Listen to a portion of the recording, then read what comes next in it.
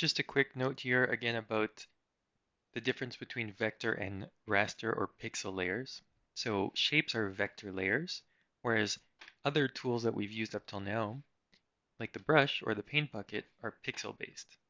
So the brush tool, freeform, I'm drawing pixels. What happens is you can zoom in and you can see individual pixels, right?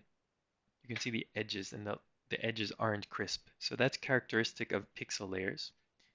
Whereas vector layers, that is not the case. They will always remain crisp and sharp because they're made using vector lines. We'll talk more about that in a future lesson. I just want you to be aware of this thing called rasterizing. Rasterizing is the process of converting from a vector to a pixel-based layer. So you'll see in my layers panel, the vector layer has this little icon. So right now I'm looking at the star over there. I like that little trick with the eyeball to find the object on the canvas.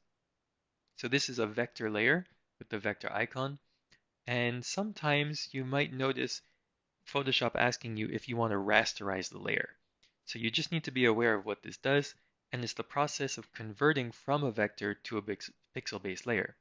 So you see now that I'm on a vector layer, if I try to use the brush tool, it says no, you can't.